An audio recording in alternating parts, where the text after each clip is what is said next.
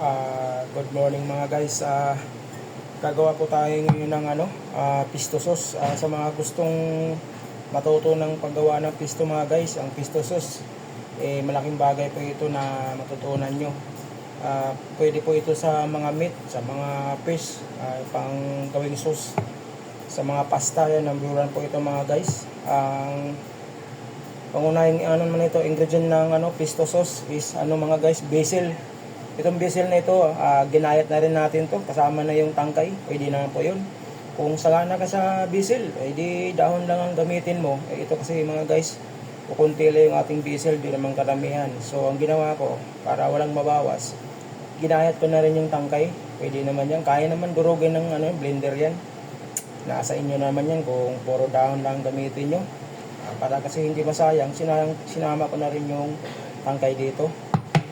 Yung pangalawang nito mga guys, ingredient, yung garlic, tapos anchovy mga guys, anchovy, yung nakalata to, nabibili sa supermarket po ito mga guys, yan tapos yung nuts, karamihan nito mga guys na ginagamit, pine nuts. So pwede naman yan kahit anong nuts.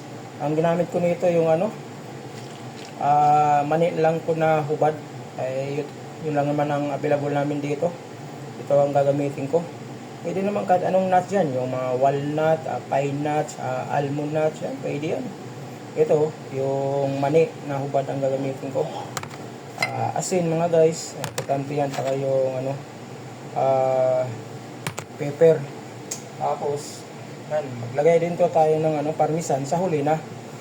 Siyempre olive oil mga guys, yan. So ilagay na natin tong diesel natin dito sa ating blender.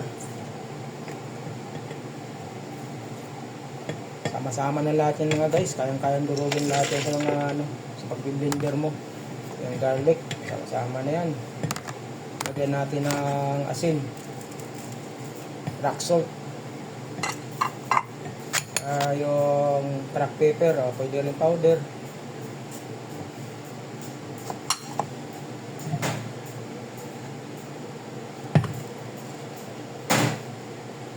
Lagyan natin itong ating anchovy.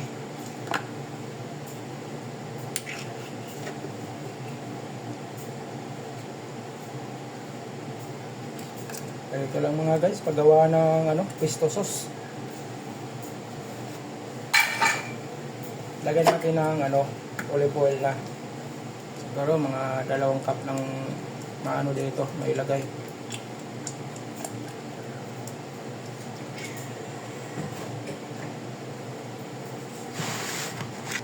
I-blenderin na natin to.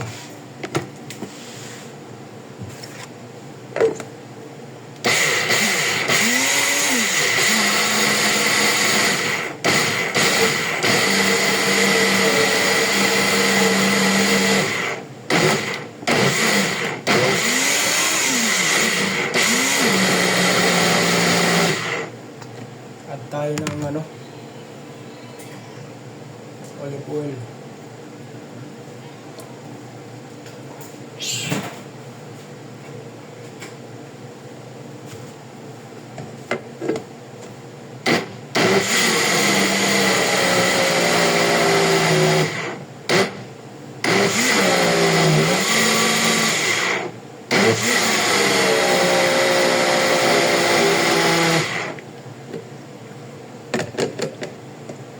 Kaya pure na ito mga guys.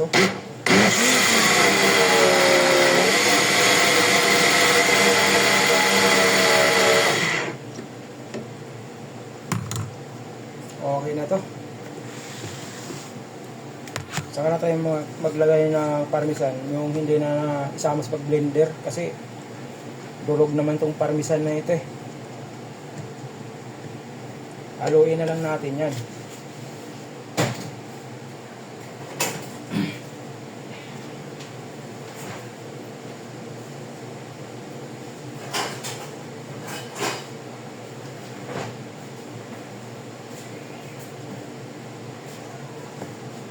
Haluin na lang natin mga guys. para ma-mix yung parmesan.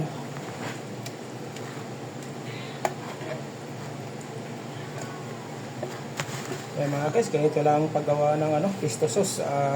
Lahat ng to, pwede to sa pork, pwede sa meat, sa sa fish, sa mga pasta. Yan, number 1 po ito mga guys.